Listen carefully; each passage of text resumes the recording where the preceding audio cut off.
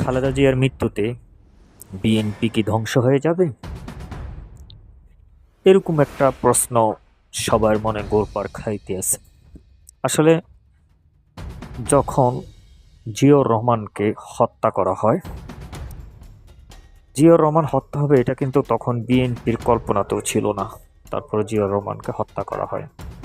হত্যার পর দীর্ঘদিন যাওয়ার পরে বিএনপির হাল ধরেন বেগম খালেদা জিয়া, একজন গৃহবধূ যার কোনো রাজনৈতিক অভিবিলাষ ছিল না, যার রাজনীতিতে কোনো হাতেখড়ি ছিল না। সেই খালেদা জিয়ার হাতে বিএনপি হাল ধরেন দলের ত্যাগী নেতাদের অনুরোধে। সেই বিএনপিকে তিনি এতটাই জনপ্রিয় করেন যে বিএনপি বাংলাদেশের সবচেয়ে জনপ্রিয় দল গঠন করার পর থেকে এখন পর্যন্ত। সেই খালেদা জিয়া মারা গেলেন 30শে ডিসেম্বর। এখন বিএনপির হাল ধরার একমাত্র কাণ্ডারি হলেন তারেক জিয়া। উনি কি পারবেন খালেদা জিয়ার মতো বিএনপিকে টেনে তুলে ধরতে? অনেকে চিন্তা করেন পারবেন না, কিন্তু আমি ব্যক্তিগতভাবে মনে করি এটা অবশ্যই পারবেন।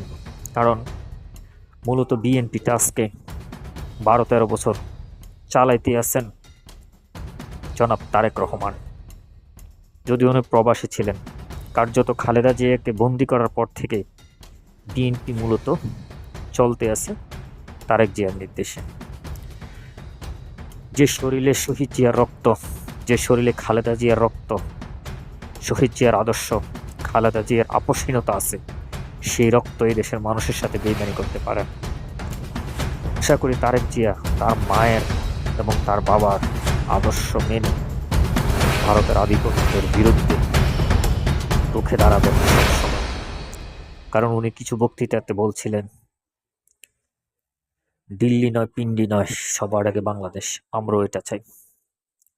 আসলে খালেদা জিয়ার অবদান বিএনপি কোনোদিন ভুলতে পারবে না।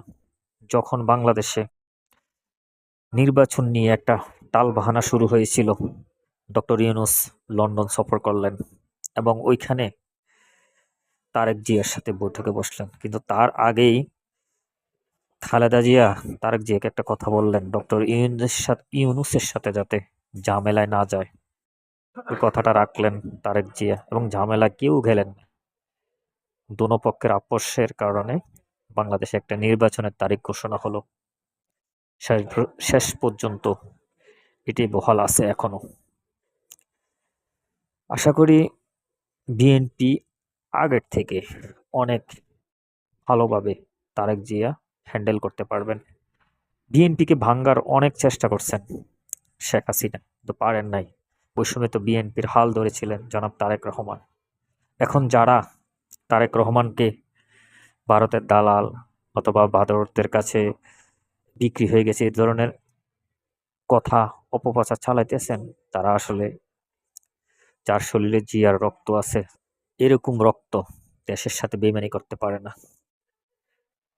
জিয়াউর রহমান এমন একজন রাজনীতিবিদ ছিলেন যে নিজের ফ্যামিলির চিন্তা না করে 26শে মার্চ কারোর কথা চিন্তা না করে দেশের স্বার্থে, স্বাধীনতার স্বার্থে স্বাধীনতার ঘোষণা দিয়েছিলেন। ঠিক তেমনি বেগম খালেদা জিয়া 1986 সালে বিএনপির হাল ধরেন। এটাই বিএনপির রাজনীতি। বিএনপি ধ্বংস হবে না। যারা বিএনপির বিরোধিতা করবে, যারা বিএনপির কে ধ্বংস করার চেষ্টা করবে, তারাই ধ্বংস হয়ে যাবে। কোথায় আসাম মলিক, কোথায় 111 সরকার, যারা বিএনপিকে ধ্বংস করার অনেক চেষ্টা করছেন, তো পারেন নাই, অথচ তারাই আজ ধ্বংস হয়ে গেছেন। কারণ বিএনপি স্বাধীনতা, সার্বভৌমত্ব এবং জনগণের ম্যান্ডেট নিয়ে কাজ করে। বিএনপি কোনোদিন পরাধীনতার রাজনীতি পছন্দ করেনি। এটাই বিএনপির আদর্শ। ধন্যবাদ সবাই।